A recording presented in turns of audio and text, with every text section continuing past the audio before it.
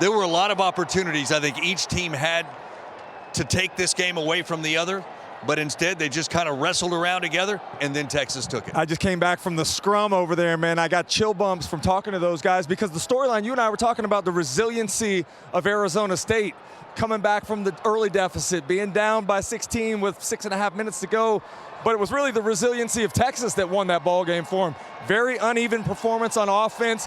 Quinn Ewers, not his best ball game, but the fact that the coaching staff and Sark trusted him. They're emptying emptying the set out. He's throwing the ball around like he's in the playground. Just really demonstrates how much trust he has in his quarterback. Well, it's a chance for Texas to breathe a bit. We were over here holding our breath on the sideline. Missed opportunities, I think, for both teams. I think both teams are going to look at this film and be proud of the way they played, the way the guys fought back, resiliency, but also a lot of missed opportunities. You look at a Texas team that had a chance to end it with 2 missed field goals. There were special teams blunders, and then there's a 4th and 15, and to go to overtime, they get that to Matthew Golden, and then they sealed the game on defense, which we talked about their defense all game. They pressured Leavitt 30% of his dropbacks. They got after him from the goal to goal. And so, look, you're Texas, you're happy. You got a chance to move on, but, man, what a game. I think that the storyline is still the same for us. Texas leaves you feeling a little bit unfulfilled, inconsistent, play with their food, giving teams an opportunity when you got the foot on the throat. Like, they've got to find a way to finish ball games. But in that overtime period, love the check there on the post route to Golden on the fork, and then the play to Gunnar Helm there down the seam. But they showed up time and time again inside the 5-yard line. You want defensively, for sure. Defensively, yeah. Defensively, they were able to stop Arizona State when they needed to, get the stops. And so, look, we say bend but don't break on defense. That's what this defense did for the entirety. Look, Dari, they gave up 500 yards. I was going to say, yeah. You know, when you look at the stat sheet, you're like, wow, who won this football game? But Texas made the plays when they had to make. Pete Kwiatkowski's not going to love 510 yards against his guys. But I'll say this, too. Quinn Ewers so often takes some heat. There were former Arizona State players here that were hanging out with us. Not Jake Plummer, by the way, who we had at halftime. A couple of other guys who continued to say, you can't trust him. You can't trust him. We're going to get close in this game, and he's going to give one back. You know what? In the biggest moments of the game, Quinn Ewers flipping delivered. After the interception, too. I mean, how do you, in that ball game there, put something behind that's as potentially detrimental as throwing that late interception the way that he did? But I thought his ability, like a cornerback, onto the next play just shows, again, the confidence that he has in himself, the confidence that the team has around him as well. Yeah, it's about the playmakers, though, for me. I mean, Gunnar Helm with that big catch to score a touchdown in overtime, and Matthew Golden, 150 yards receiving. He was tremendous. The 2-point conversion. Exactly, and that was a throw. You talk about Ewers. That was a throw that, you know, was a difficult one to make.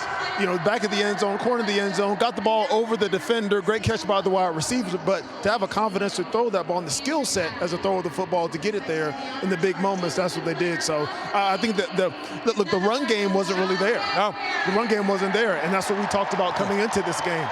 53 yards on the ground for Texas. Meanwhile, Cam Scatteraboo, he delivered. Slow start. Texas did a really nice job bottling him up early in the game. He ends up with 143 yards, 2 touchdowns, not to mention a touchdown throw on 4th down for Arizona State. And by the way, like, I'm a fan of Sam Leavitt. I mean, that dude at quarterback played his that whole team. How can you not be a fan of that team in general? I mean, that is an accumulation of guys that have been told all year long they're not good enough, and yet they continue to come out and try to prove people wrong, and they were that far away from advancing to the semifinals. Yeah, think about these plays by Scatteraboo. He has a 42-yard pass that he throws. He has the longest reception, 63 yards, and the body control on that reception. You saw the guy exhausted, thoroughly exhausted through this game. They were picking him up, peeling him up from off the turf, but he continued to make plays, and he continued to break tackles. One thing that surprised me was how difficult it was to bring him down for this Texas team that's got a great tackling defense. He still showed the things, Cam Scatteraboo, that we've seen on film all year. I thought the other thing he did in that 2-point conversion down there, had a free blitzer coming up the middle. He steps up, puts his face in there, allows Sam Leavitt to have a little bit more time to scramble. They ultimately get the holding call, which gives them the chance to get it on the next play. All right, so coming up a little bit later on SEC football final, we're going to play a lot of what you got. Who'd you go talk to out there? Come on. Gunnar Helm. I'm a gamer. Who do you want to have? Gunnar Helm. Taft. Matthew Golden. Quinn Ewers. Okay. The trifecta, right? And how do you describe what they had for you? Elation. Like I said, I had chill bumps from being around those guys. The excitement of pulling out a victory the way that they did, the resiliency that they showed. It just, I think it speaks to who this team is, and it's a great environment. Arizona State showed up, the Texas fans showed up, so this is anytime you got confetti falling, man, something special about If it's that. your color, absolutely. And it is their color. The burnt orange confetti right now as Steve Sarkisian holds up the Chick-fil-A Peach Bowl trophy, and now it's on to Dallas, where they will have a huge contingent for the Cotton Bowl and a national semifinal. They get the winner of the Rose Bowl, which I would suspect, I don't know this for a fact, just kicked off about 8 minutes ago. I think they were going to slide that kickoff to about 5:20. No, they don't slide at the Rose Bowl. No, 5:20 is the max slide. Oh, okay. Yeah, I did. We can't have the sunset that's the max. That's the max slide. I'll say this. How do you? It's funny. We're standing out there. I had a conversation with Texas Governor Greg Abbott, who came up. And he goes, this was at halftime. You've watched this team, and we just can't seem to get four full quarters. And he's right. And you cannot do, Arizona State's a good team, and I'm not taking anything away from them. You can't do that against Oregon or Ohio State.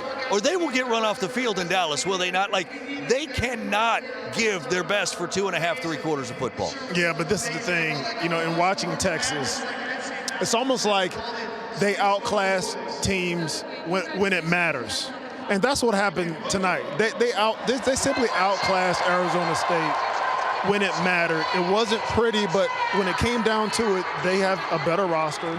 They rise to the occasion. They've been through some of these games before. Look, coming back into this game, there had to have been some PTSD coming back to this game. The way they lost to Georgia in overtime, the way they missed field goals, but then you saw them step up at the right times. And so, look, there may not be a game where we sit here and say Texas played incredibly for all 4 quarters. As a matter of fact, there are not many teams that do play well for all 4 quarters, and so that's what it is right now. It's about making plays. We never had an opportunity. Well, we watched one in Columbus last week. Yeah, well,